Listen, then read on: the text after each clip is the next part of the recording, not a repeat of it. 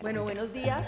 No creo que Alicia haya sido tímida nunca en la vida, pero todos nos percibimos hoy distinto a como nos sentíamos cuando éramos pequeños, así que es una reflexión adicional. Tampoco me han dicho nunca iluminada. O sea, voy a salir a decirle a mi jefe que yo soy una iluminada. Eso me pareció muy bueno para mi discusión de carrera. ¿Tú qué eres? Una iluminada. Pero yo les diría que más que iluminada, yo me defino como una activadora. Y mi tarea en Microsoft es lograr que mis clientes crean por qué tienen que trabajar en esto. Entonces creo que también todos tenemos una historia que contar desde la perspectiva en la que trabajamos, desde el ámbito en el que trabajamos, para movilizar a otros, para hacer que otros estén con nosotros y piénsense, entonces sumemos aquí adjetivos durante todo el día, como embajadores. Me parece el cargo más aburrido del mundo, el embajador diplomático, pero el embajador de sostenibilidad me parece que es el que logra movilizar, abrir puertas, convencer, meter a la gente en la onda de estamos construyendo un planeta diferente. Voy a hablarles de sostenibilidad de una perspectiva totalmente diferente, que es la perspectiva de datos, de por qué los datos son importantes acá.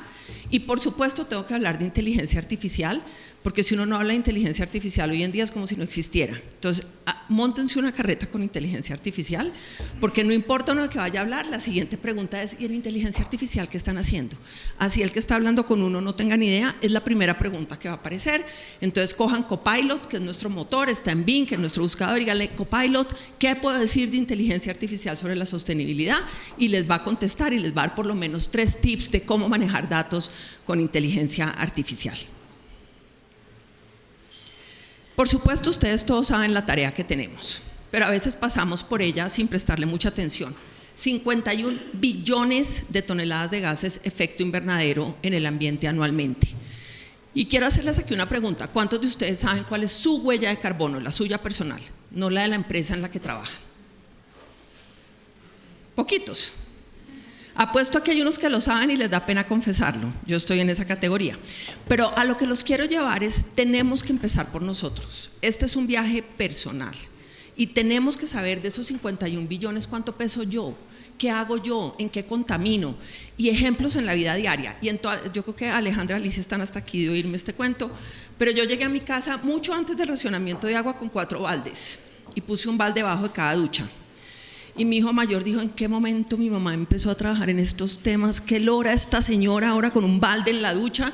Y el primer día que vieron que el balde se llenó de agua mientras el agua pasaba de fría a caliente, se dieron cuenta del desperdicio que estaban teniendo. Entonces ahora todo el mundo tiene un baldecito. Si se acuerdan de mí bañándose mañana, con eso tengo. Pero además les dije: pongan una canción, no vayan a poner Bohemian Rhapsody de Queen que dura 10 minutos, pongan por favor una bien cortica, Miley Cyrus 3 minutos, Taylor Swift, algo bien cortico. No necesitan más tiempo en la ducha, o sea, ¿qué más puede hacer uno en la ducha? Sálganse de ahí. Puse un aparato que apaga las luces de mi casa a las 11 de la noche y las prende a las 4:30 de la mañana y me dice qué es lo que más consume energía. Mi popularidad baja cada día en mi casa. Todos los días, porque además de pronto tengo el grito: mamá, el calentador está apagado.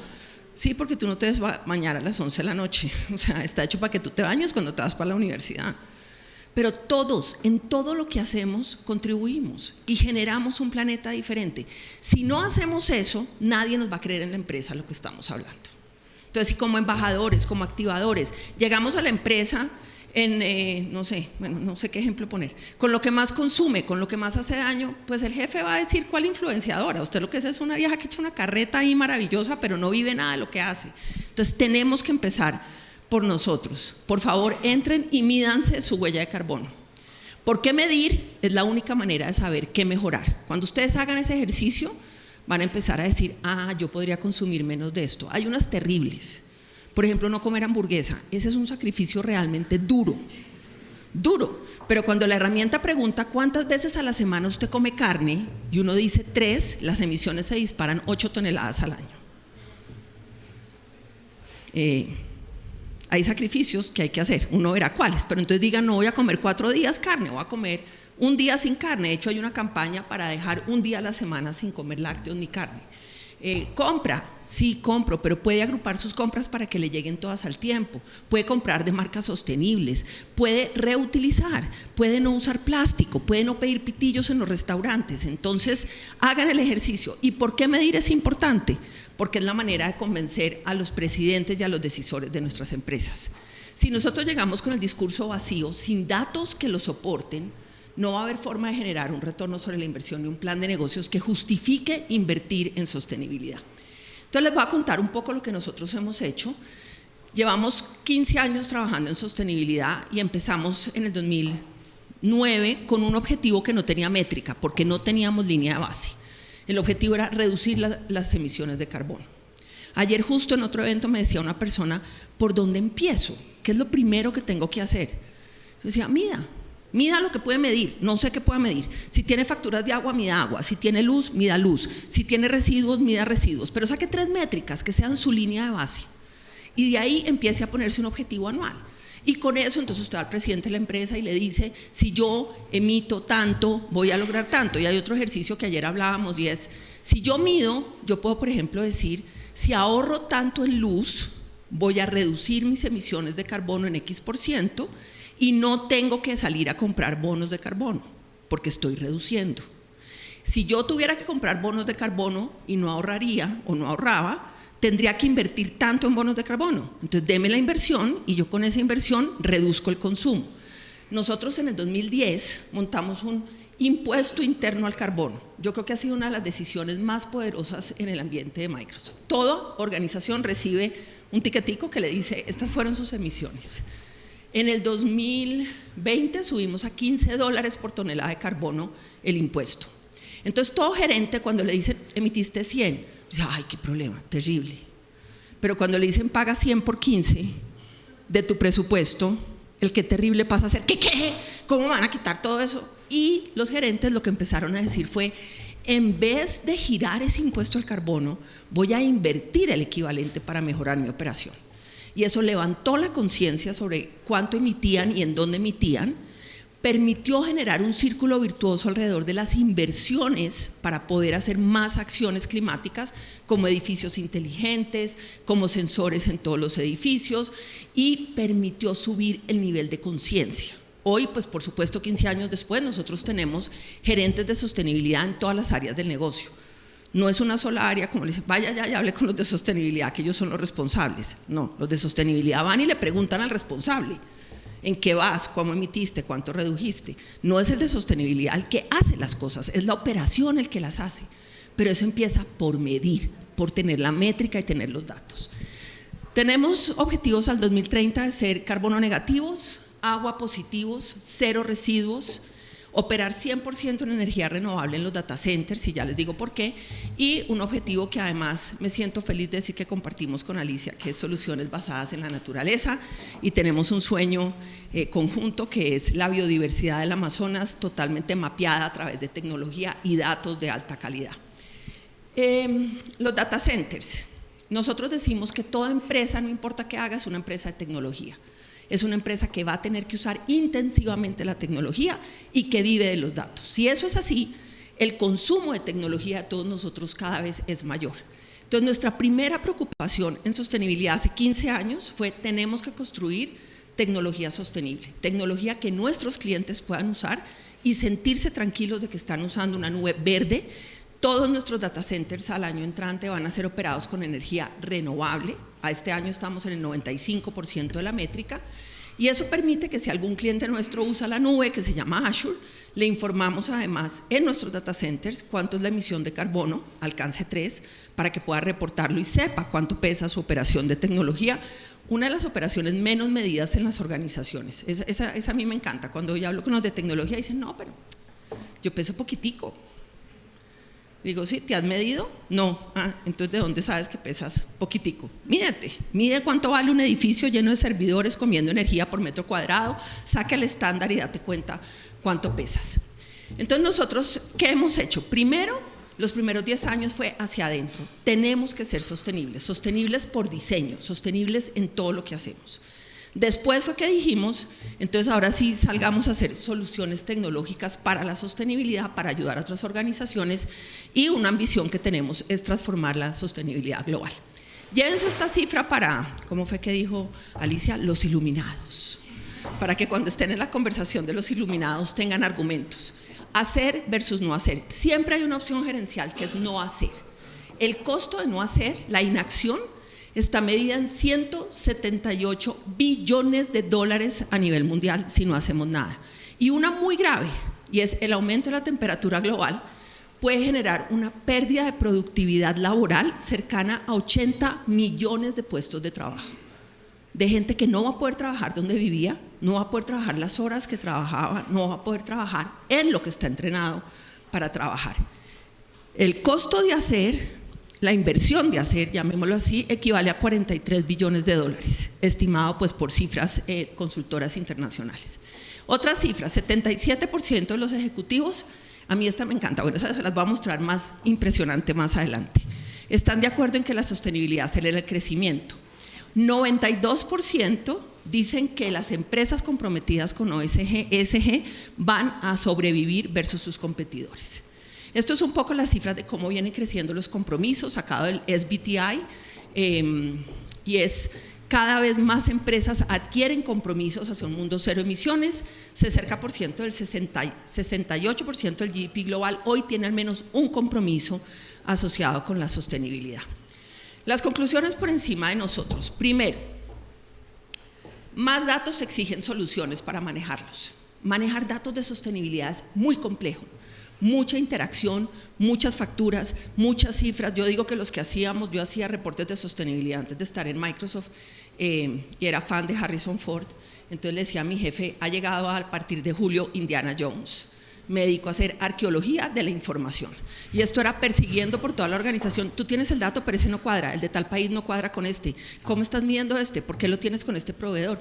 Y se me iba la vida buscando información. Cuando lograba consolidarla, llegaba el 31 de diciembre, se cerraba el reporte y ya pues a qué hora la analizaba, adiós. De hecho, mi siguiente frase era, empezamos la salsa de tu amor, es un periódico de ayer. Porque entonces yo llegaba a la junta directiva con qué orgullo, con mi reporte, sufrido, con lágrimas, no, aquí está el reporte, y todos me decían, sí, muy bien, hiciste muy bien la tarea, nadie se lo leía. Porque era 15 de marzo, la cifra era 31 de diciembre y a ningún director de una empresa le importan cifras a 31 de diciembre. ¿Quieres cifras? Ya.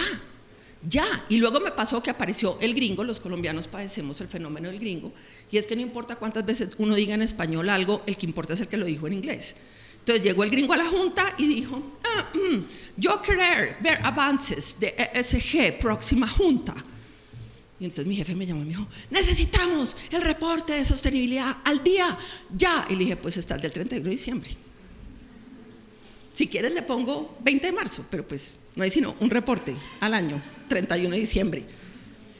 ¿Cómo toma uno decisiones de inversión? Piensen por un segundo el contrasentido de que estoy poniendo métricas de planeación en octubre para empezar el 1 de enero con un reporte que cierra el 31 de diciembre. O sea, ni siquiera sé si lo que hice sirvió o no sirvió y ya me estoy poniendo métricas. Esto es un tema de medir, de tener los datos, de tenerlos en tiempo real, de reducir la interacción manual. ¿Para qué? Para que el reporte sea una tarea más y los de sostenibilidad podamos soñar, ambicionar, hacer redes de colaboración, crecer la ambición y no estar detrás de un reporte todo el año. No puede ser que la métrica más importante de una dirección de sostenibilidad sea, no, sí, yo genero el reporte. No, el reporte es un accidente regulatorio. Lo importante es lo que hago con las cifras y cómo cambio mi organización con las cifras.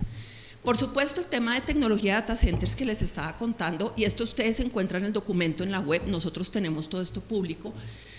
Nosotros en el 2018 tomamos 2.000 aplicaciones de un data center tradicional, para que ustedes se ubiquen. ¿Cuántos de ustedes trabajan en tecnología acá? Pues para yo, bueno, 2. ¿El resto alguna vez en su vida ha visto un data center? ¿Se lo imaginan en una película, no sé, Matrix, una cosa así? Un edificio lleno de unos servidorcitos por todas partes que prenden y apagan. Cogimos 2.000 aplicaciones que estaban en un data center y la llevamos a lo que se conoce como la nube y medimos la reducción en emisiones de carbono. 98% de reducción en emisiones de carbono solo por moverme de un data center propio a un data center hiperescalable de un tercero construido con energía renovable, que ahorra agua, que es autogestionable, que no funciona al 100%.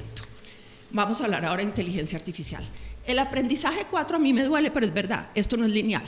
Si uno mejoró un año 32%, no va a mejorar 32% el año entrante.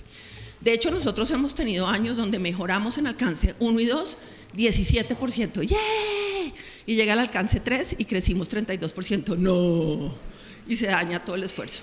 y al año siguiente mejoramos 30% en alcance 3 y nos crece el 1. Entonces uno, como algunos de ustedes es generación película Gremlins, que salen así y uno, apareció este, no, coja este. ¿Por qué?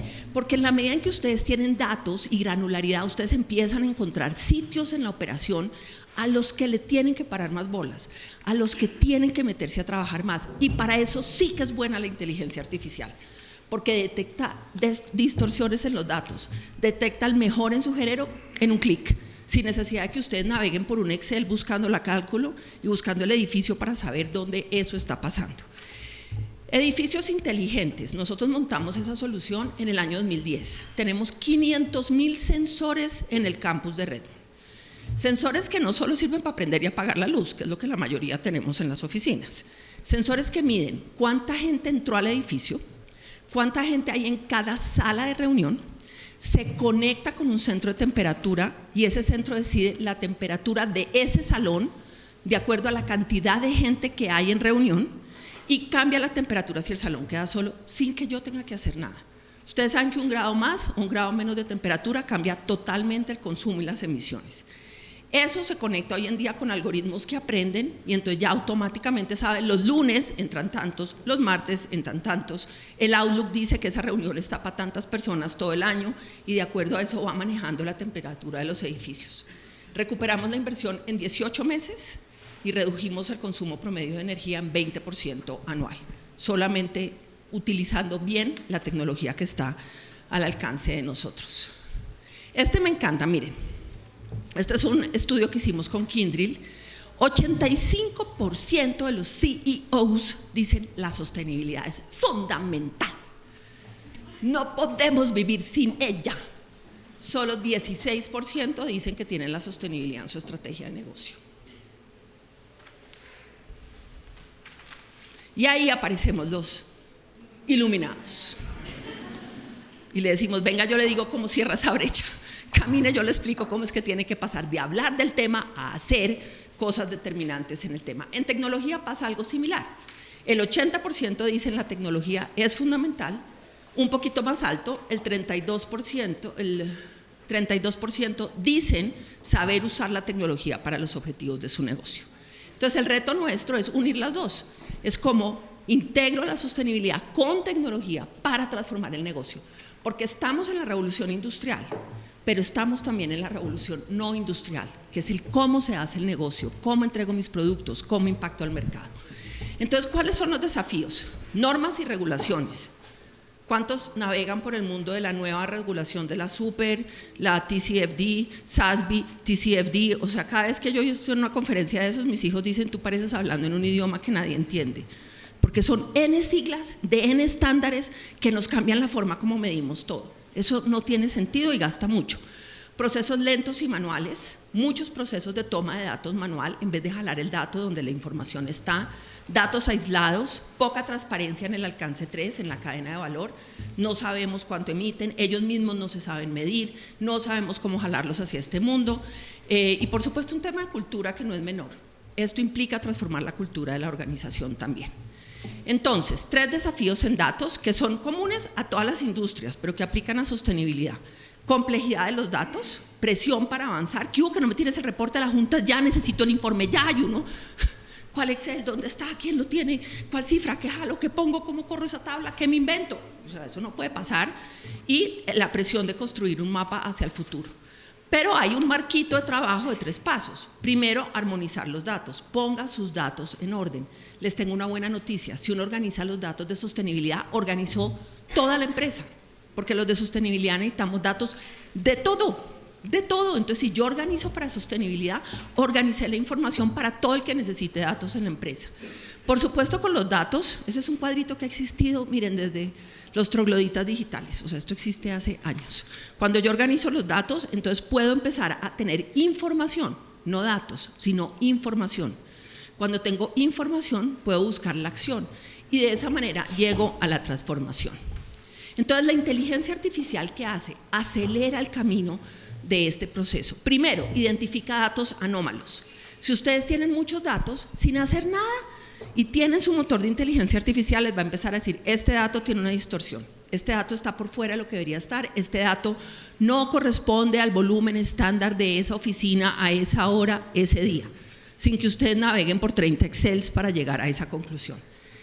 Permite avanzar nuevas tecnologías. Piensen por un segundo que hay una herramienta que se llama Codex que permite desarrollar software diciéndole cómo quiero que lo haga. Las soluciones de sostenibilidad se van a dar más rápido. Genera informes complejos con Copilot, por ejemplo, un cliente nuestro puede hoy redactar partes de su reporte de sostenibilidad poniéndole el tablero de datos. Le puedes decir a Copilot, basado en estos datos, escríbeme el capítulo correspondiente a emisiones de efecto invernadero, y Copilot va a sacar un borrador, una cosa que demora 1 minuto y que a uno le tardaba. Pónganle, pues para no quedar mal aquí todos, no les voy a contar cuánto me demoraba yo haciendo el mismo ejercicio.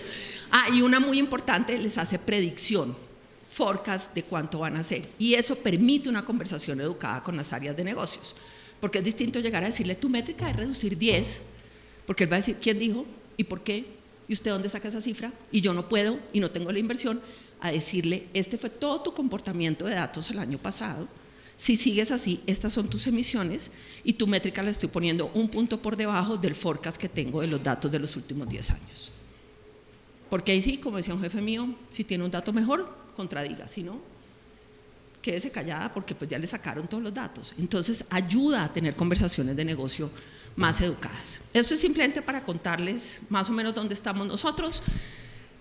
Generamos un marco de datos, un modelo de datos en un lago de datos con 40 estándares de sostenibilidad. Sobre eso montamos una herramienta ambiental que se llama el Microsoft Sustainability Manager, que hace un poco todo esto que les estoy contando, jala la data de su fuente real, tiene los modelos de cálculo, genera los tableros, tiene Copilot. Montamos además, para cumplir con la regulación de la Unión Europea, este es el último que me queda. Me están diciendo terminar y yo estoy ahogada, ya voy a acabar. Esta es una herramienta que va y mira todos los datos y dice si uno está en cumplimiento o no del estándar de la Unión Europea, pero encima de todo esto montamos motores de inteligencia artificial y Copilot. Por ejemplo, con inteligencia artificial puedo generar los modelos de cálculo. Entonces, si aparece un nuevo estándar, yo subo el estándar, vamos a suponer IPCC 12.1, 12.3, y le digo genérame el modelo de combustibles fósiles basado en el capítulo tal del estándar, y inteligencia artificial me corre el modelo de cálculo para que yo diga si ese es el modelo que quiero aplicar en mis reportes o no. Acabé, vea, en tiempo. Muchas gracias, que tengan un muy buen día.